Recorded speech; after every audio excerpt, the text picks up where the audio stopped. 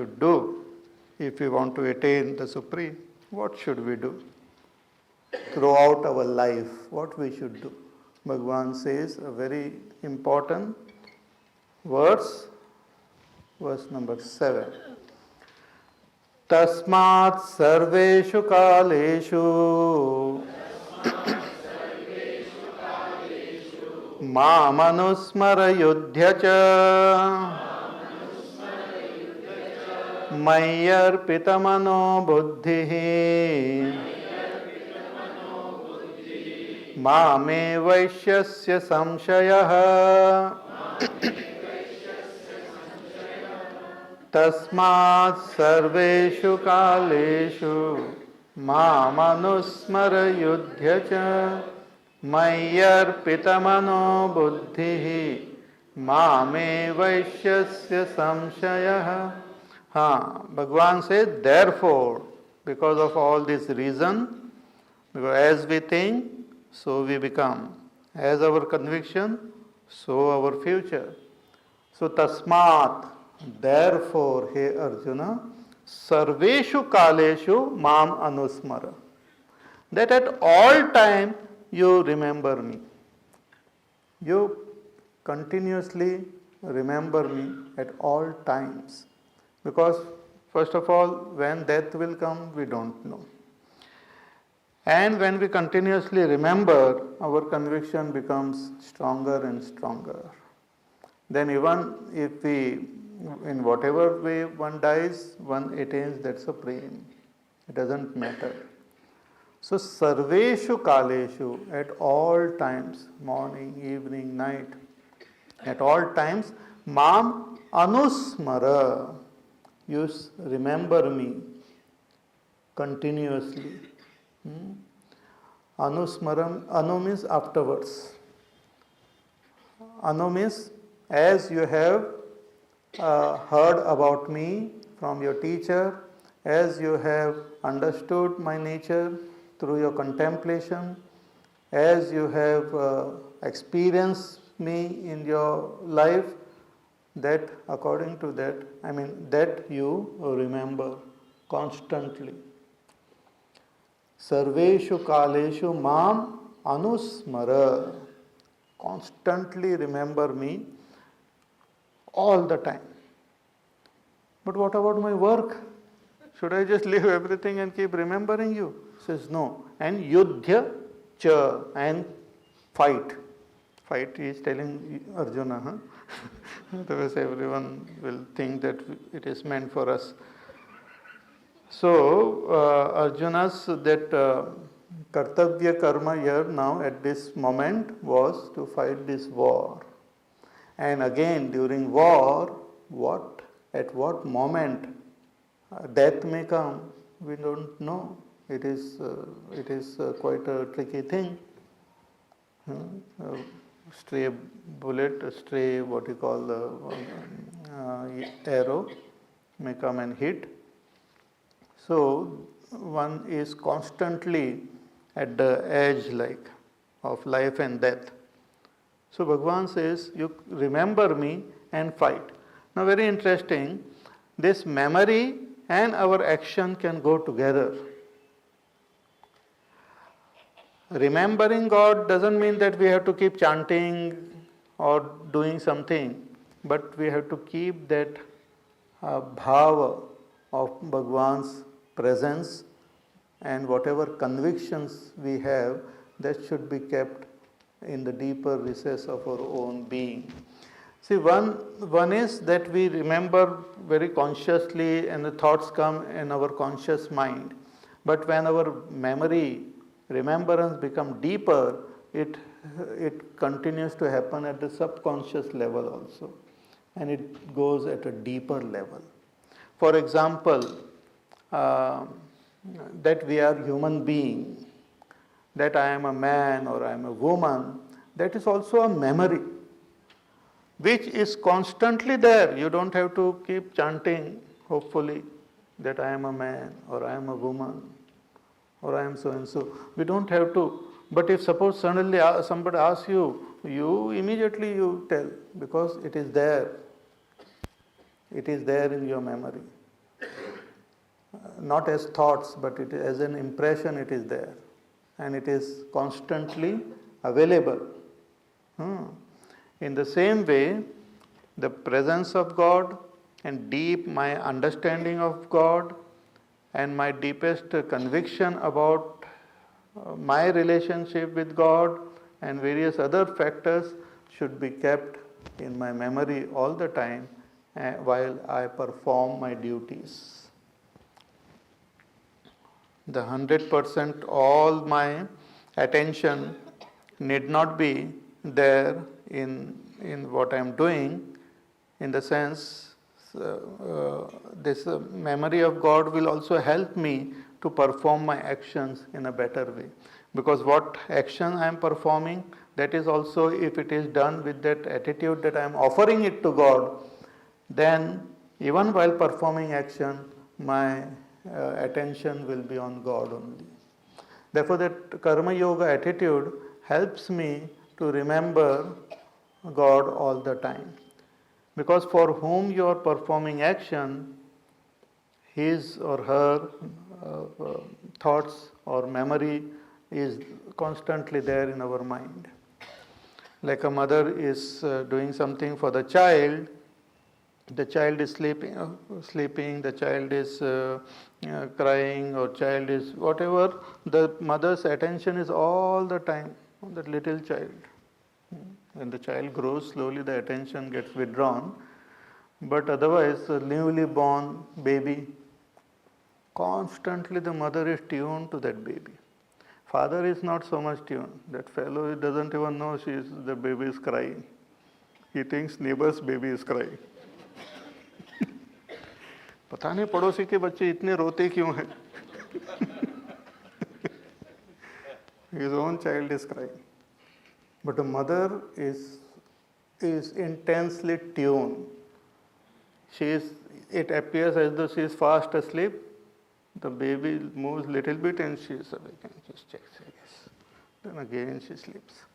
So her mind is on the baby all the time. It might appear that she is going to the market, doing some other thing, this, that and all. Her mind is on the baby. A very interesting, good example. Another example is about those ladies who carry matkas on their head. 2-3 matkas sometimes they carry of water and all. And they don't even hold their hand on that, and they just walk here and there. And they talk, they giggle, they talk with others and all. But all the time their attention is on that matka. Without that attention, even if for a second, if the attention goes, the matkas will fall down. It will become gutkas then. Broken matkas. So all the time, but it might not appear like that. A person who is driving, expert driver, and all the time the attention is there. It might appear that he is getting distracted, this, that and all, but attention is there. Similarly, Bhagavan says, you do your work, but keep attention on me. That is the most important lesson which we have to learn while performing action. That action can be performed, but attention should be kept on the Lord. As I said, not on the photograph of Bhagavan, not on the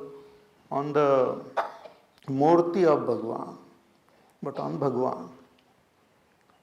Attention on Bhagavan, not on his image, not on some stone or something, not on some place or something, but on the Lord himself. He is not a stone. He is not a photograph. He is much more, much beyond. So one has to constantly mam anusmara yudhya cha.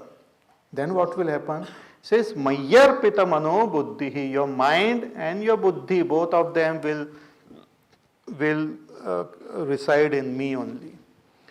Mind, feelings, buddhi, your thinking, your understanding, both of them will come and reside in me. And once your mind and intellect resides in me, get tuned to me, then mam eva eshyasi, you will attain me. Na asamshayaha, there is no doubt about this. In the 12th chapter also Bhagavan will then tell us that about bhakti. He says, Mayyeva mana adhatsva, mayi buddhim niveshaya, nivashishyasi mayyeva atha urdhvam na samshayaha. That you place your mind in me, you place your intellect in me, then you will attain me. There is no doubt about it. Bhagavan here gives us the technique that constantly you remember me, your feelings and your thoughts. Means your mind and your intellect, both of them will reside in me. They will abide in me.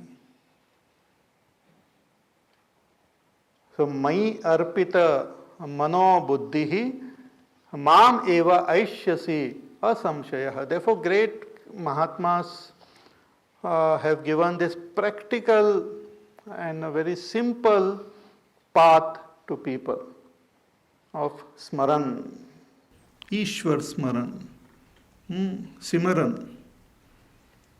सिमरन कर लो ईश्वर स्मरण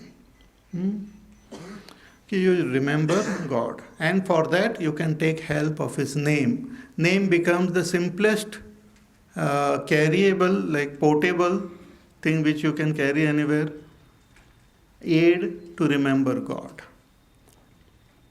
It's a help to remember God because it's very nice. We can utter it and remember. We can think about it and remember. So, Mayyar pita mano buddhihi mam eva aishyasi asamshayaha. There is no doubt about it. Many, many great Mahatmas, they have attained that supreme state of realization by constantly remembering God. And that itself, this remembrance itself is called, becomes like meditation. This remembrance, with remembrance when you perform your action, it is called karma yoga. With that remembrance when you offer your feelings and your love, that is bhakti. With remembrance you contemplate on the nature of God, that is jnana marga. And that remembrance itself, then you get absorbed into it as dhyana, and one attains the realization of God by this path of remembrance, memory. Memory is very important.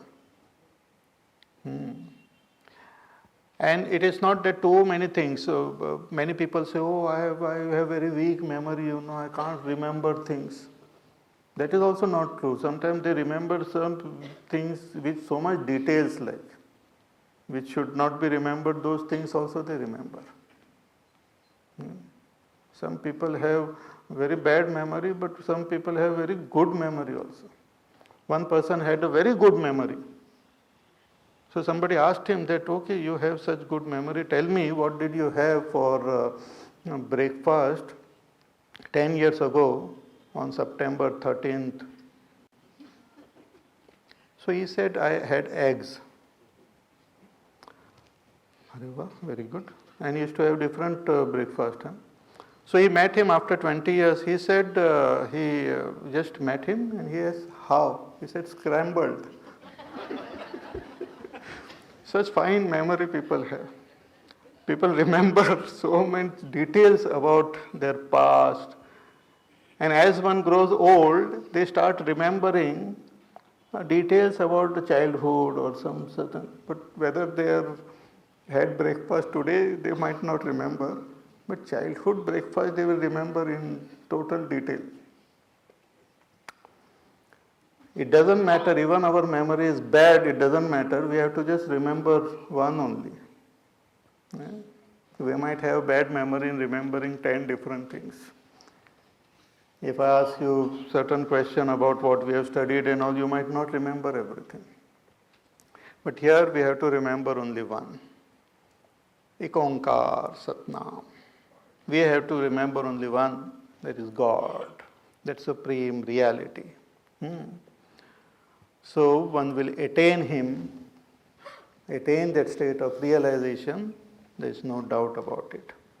Further, Bhagavan now tells us how we can go about remembering and all more details he tells. Abhyas yoga yuktena cetasa nanya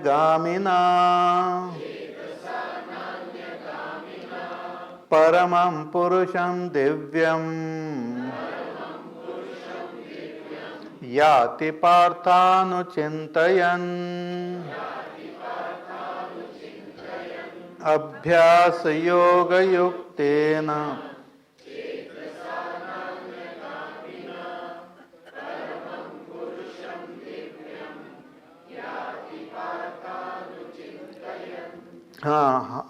Bhagavan says, with a single pointed mind, first he said that you can remember me while performing your actions. But one should also find some time wherein we just focus our attention only on remembering. 100% attention only on thinking and remembering God. So, abhyasa yoga yuktena cetasa na anyagamina paramam purusham divyam yati partha anuchintayan. He Partha, he Arjuna, cetasa anuchintayan, with your mind, when you constantly think about me, think of me. And what type of mind? Abhyasa yoga yuktena, mind which is endowed with the quality of abhyas. Abhyas means practice. Constant practice, repeating is called abhyas. First we just repeat something mechanically, then we repeat with deeper feelings.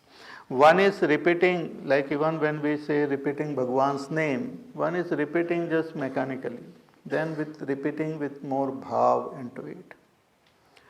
Again, it is sometimes repeating just some words and all, but then we have to repeat the feelings, we have to repeat the experiences by the technique of memory. By recalling, we repeat. Recall the good memories. Therefore, in Ishavasya Upanishad also, the beautiful mantra is there where the seeker prays at the time of death that may I remember all that good experiences and good thoughts and good understanding I had in my life, may I remember them again and again. So before death, when all these are brought again to our memory, then it helps for our future journey. So abhyasa yoga yuktena cetasa. Chetas, mind which is endowed with the power of practice. See, mind has to be trained in practicing or repeating Bhagwan's nature, form, name and all. It should be trained. Then it becomes equipped with that power of abhyas. Like in sports or in any other, like in music or in some other art, they have to do abhyas again and again and again, every day.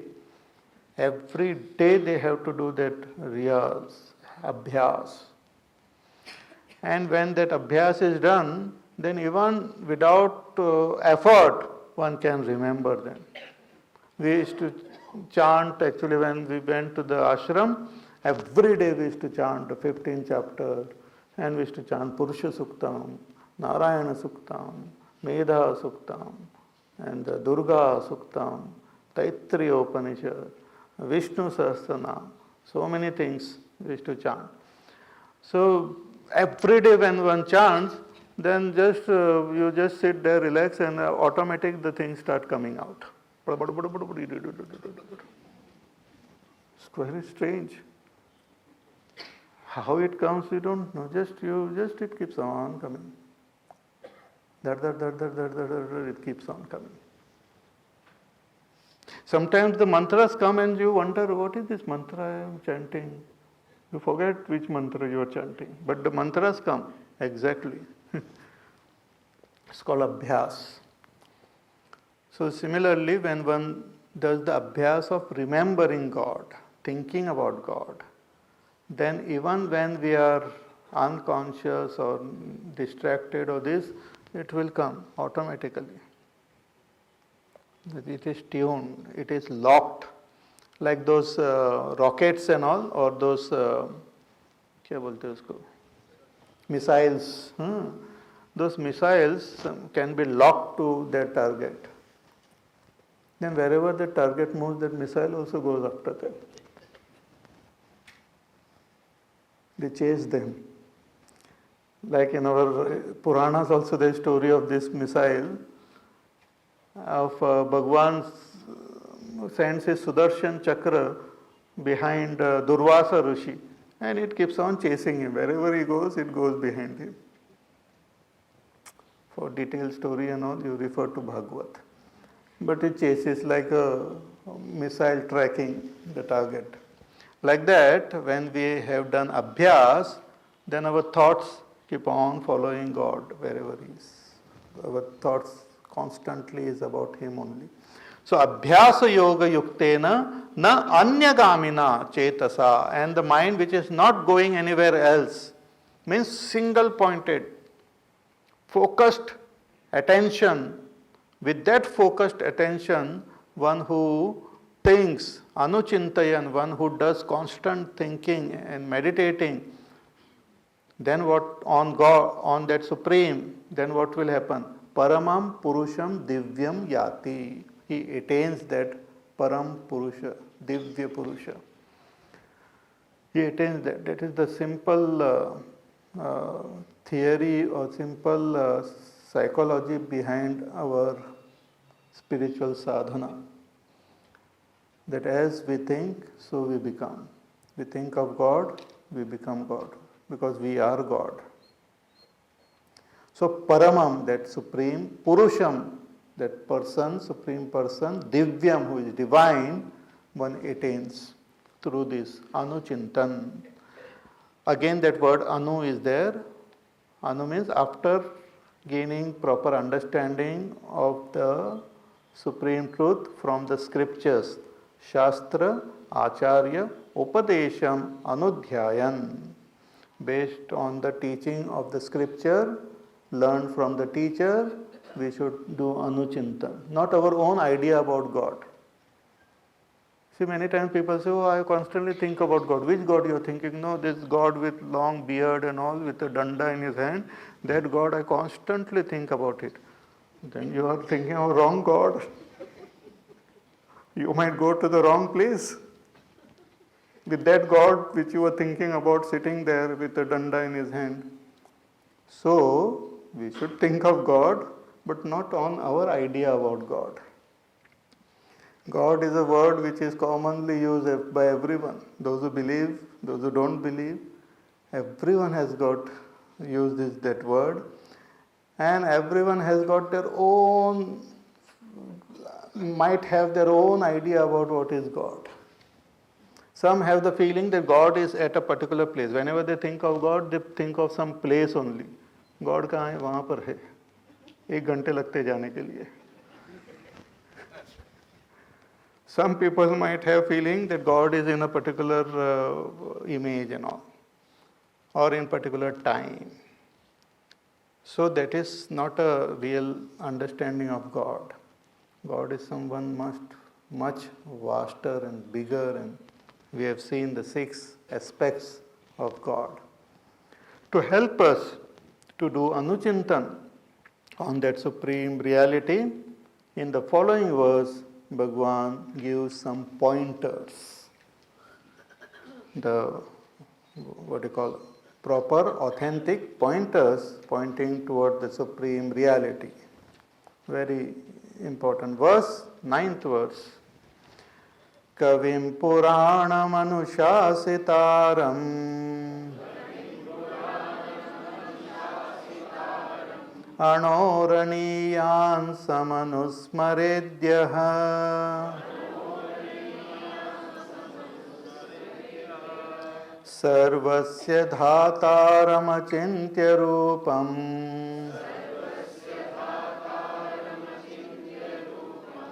आदित्यवर्णं तमसः परस्तात् कविं पुराणमनुशासितारम् अणोरणीयान् समनुस्मरेद्यः सर्वस्य धातारमचिन्त्य रूपम् आदित्यवर्णं तमसः परस्तात्. We have to think of God to help us. These are 8 pointers given here. Anusmaredya. Anusmaredyah. He who, whoever that person may be, one who constantly remembers God. How? Who? What is his nature? He is Kavim. He is Kavi. There are Kavim, Puranam, Anushasitaram, Aniyan, Sarvasya Dhataram, Achintya Rupam, Aditya Varnam, and Tamasa Parastat. These are the 8 beautiful pointers given for us to contemplate, to think, and then constantly remember. See, when we talk about any object, we want to know its nature. Then only we will be able to think about it. Suppose I give some name and you don't know what it means, you won't be able to think. Some strange name is given and you don't know who is that. Some person, let us say I tell you that you think about some person, Mr. X. Now who is this Mr. X? I don't know. How does he look? I don't know. Where does he stay? I don't know. But please think about him, constantly meditate on him. Similarly, think about God. Who is God? I don't know. How does he look? I don't know. But constantly remember God. So we won't be able to remember unless we have some pointers. So here are the pointers. First is Kavim. Kavi means intelligent. Supremely intelligent means Sarvajnam. Kranta Darshanam Sarvajnam. Knower of everything is called Kavi. God is knower of everything. He is omniscient, all-knowing. All-knowing means He is that pure consciousness which is there behind every thought and every understanding. Without that consciousness, no thought and no experience can be understood or experienced. Therefore, God is indicated here as Sarvajna. Whoever knows anything is known by God. He is Sarvajna. Because God is there in each one of us as that I. If I know something, God knows. He is in me as the consciousness illumining my thoughts. He illumines my feelings. He illumines my understanding. He is there behind every action of mine. He is there behind every experience of mine. As that pure, even when I am asleep, God is there experiencing that sleep. Not only of one being, but all beings. Not only of beings, but He is knower of everything. Being all, He knows all. He is all.